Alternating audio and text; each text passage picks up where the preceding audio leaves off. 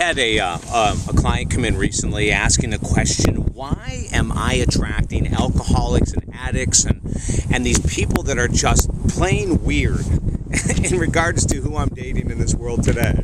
Hi, I'm David Essel. Isn't it interesting when we look at patterns in dating, and sometimes we just can't imagine why this is happening, right? We say, oh my Lord, I feel like I've been doing some great work, I've been reading good books, I've been doing all this different kind of stuff, but why am I attracting individuals who are alcoholics, who are self-centered, who are addicts of some type, whatever it might be? They're addicted to something and it's creating all kinds of chaos. Why am I still attracting this type of person?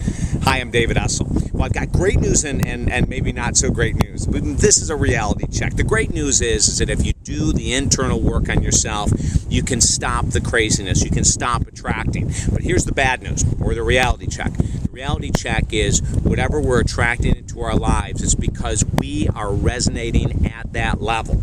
Now, if you attract people into your life who are alcoholics or who have some kind of personality defect that's really insane, maybe they're narcissists, incredibly self-centered people, the very first thing is we have to say that all women are whacked or all men are whacked or something like that, right?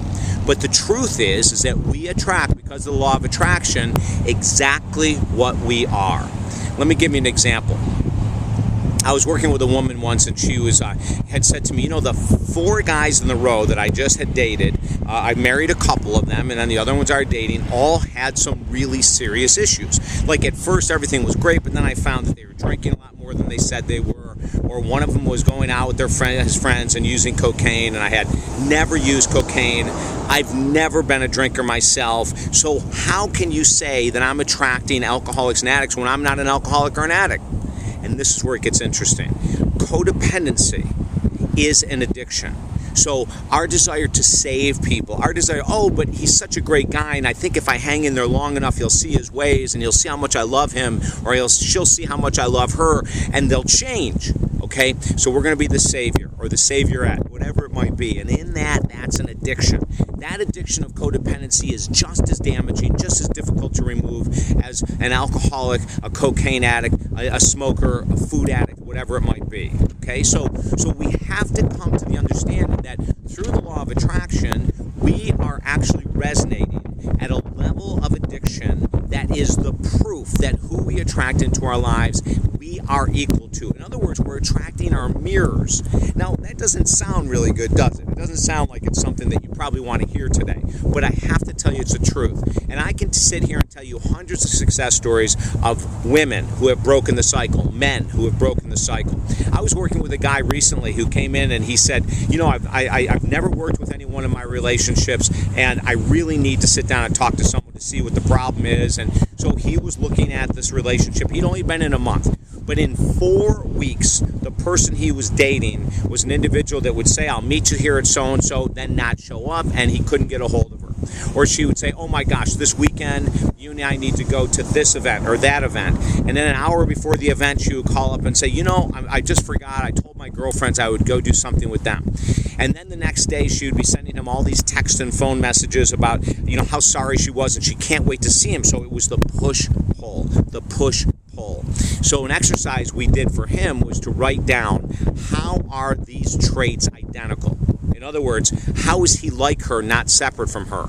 And the conclusion for him was mind-blowing. What he found out through the exercise was that he did not feel worthy of a great love relationship, so he was hanging in there with someone who also didn't have the belief that she was worthy of a great love relationship.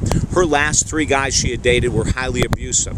So in her mindset, you know what? Relationships aren't going to be that easy. I'm going to attract guys that are unhealthy, so I'll just get out of these relationships and start doing that to men. I'll just start setting my boundaries, setting my walls. He happened to be the guy that walks into the picture when she's setting the wall, setting the boundary, doing the yo-yo, the push and pull, push and pull.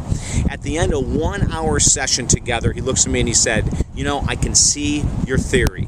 I am just like her, or I would have walked away after the first time that she pulled this, not the 4th time.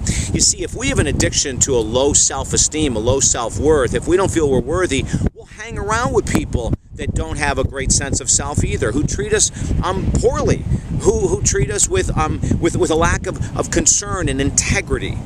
So the way to get out of it is to realize that we are that. Now, I want to ask you to do something. At the end of this video that we do right now, I want you to go and watch the video Machete Dating. Okay, we did it here on YouTube. Machete Dating, because that's going to give you a clue. Now, as we heal, that doesn't mean we still won't bring addicts into our lives and codependents into our lives and alcoholics into our lives, but we know we're doing great when we let them go quickly. One of my best students that I'm working with right now, one of my best clients I'm working with right now, is a woman who has 30 years of high addiction to codependent relationships, to saving men, to staying in relationships with men that have cheated on her over and over and over again, and she was calling it love, that she was hanging in there, but it isn't. It's called codependency.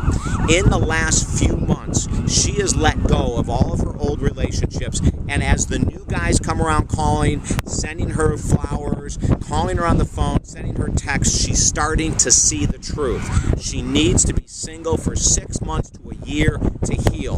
The last person that was attractive to her, she was attracted to him, he was attracted to her, he started coming on so strong, she goes, oh my God, this guy's as needy as can be. And then she stopped and said, and that's how I used to be. And she stopped communicating.